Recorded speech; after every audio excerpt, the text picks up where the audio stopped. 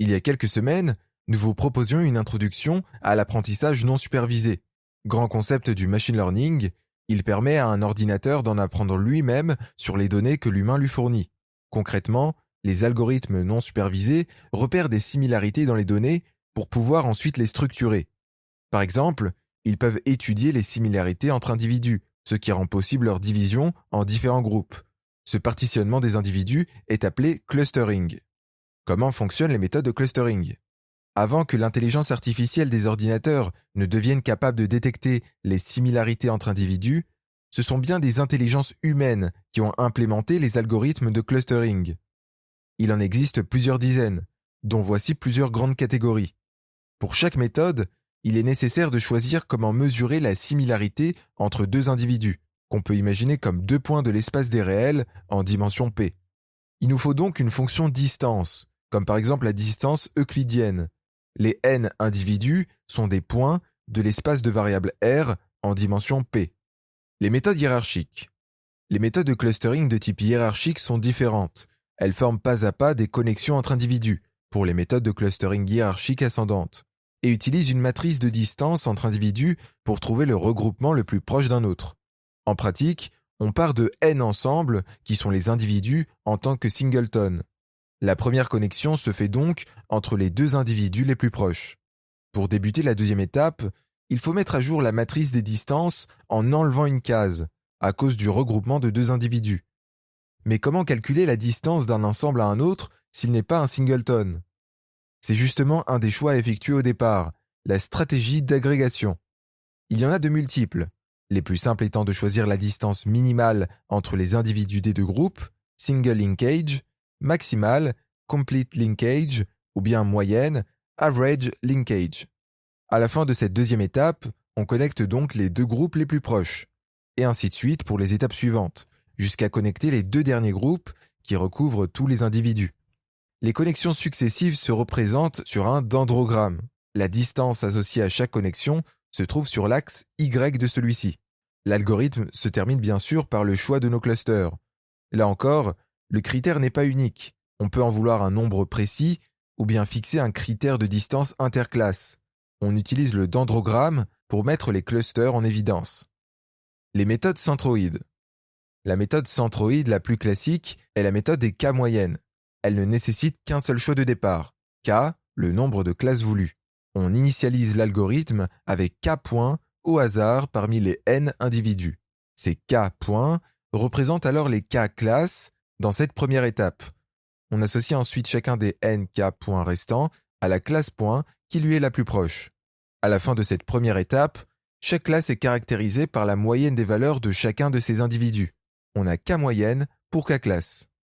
La deuxième étape consiste à évaluer la distance de chaque individu à chacune des K moyennes.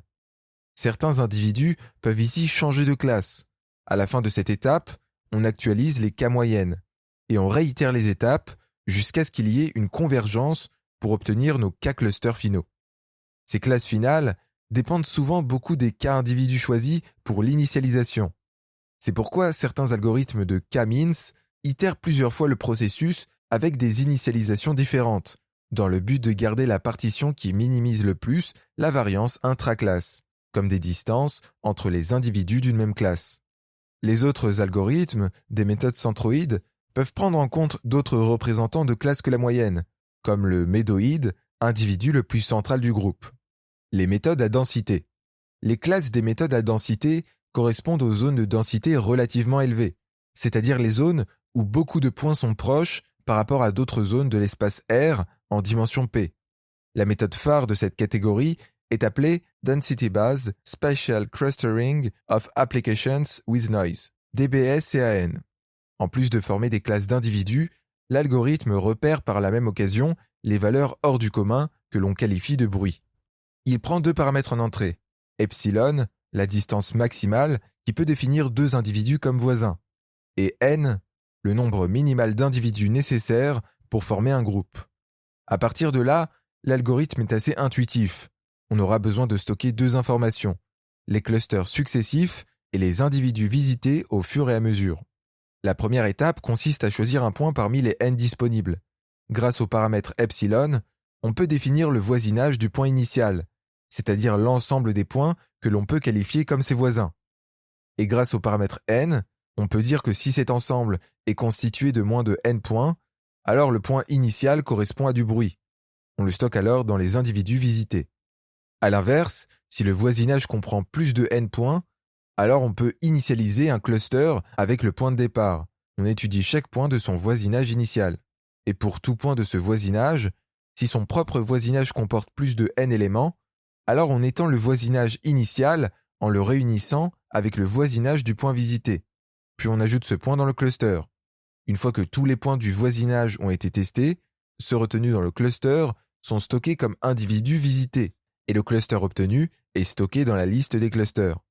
Tant que tous les individus n'ont pas été visités, on réitère cette étape en commençant par choisir un individu parmi ceux qui sont encore disponibles, et on obtient finalement notre liste de groupes d'individus ainsi que les individus correspondant à du bruit. Au-delà de ces 3 catégories d'algorithmes, d'autres méthodes moins intuitives existent, comme la maximisation de l'espérance, qui repose sur des outils mathématiques probabilistes. Il existe donc une multitude de façons de partitionner la population d'une base de données. Chaque méthode présente ses avantages, mais aussi ses limites, selon le type de données à traiter. Les méthodes hiérarchiques peuvent être gourmandes en calcul. La méthode des cas moyennes donne des groupes à la forme uniquement convexe, et pour chaque méthode, les paramètres d'initialisation ne sont pas forcément optimaux. Sachant cela, l'objectif reste de minimiser les variances intra-classes tout en s'évitant des temps de calcul trop contraignants. Qu'est-ce qu'on ne ferait pas pour obtenir de bons clusters? Pour conclure, le partitionnement s'avère très utile pour explorer une base de données, mais il sert également à de nombreux domaines. Nous aurons l'occasion d'en reparler, notamment à travers la classification des données sonores. Lorsque les données sont labellisées, on peut aussi faire de la classification avec des réseaux de neurones. Ces méthodes sont beaucoup plus efficaces, surtout lorsqu'on a beaucoup de données. Mais vous verrez dans l'article sur les réseaux de neurones qu'elles ont aussi leurs contraintes.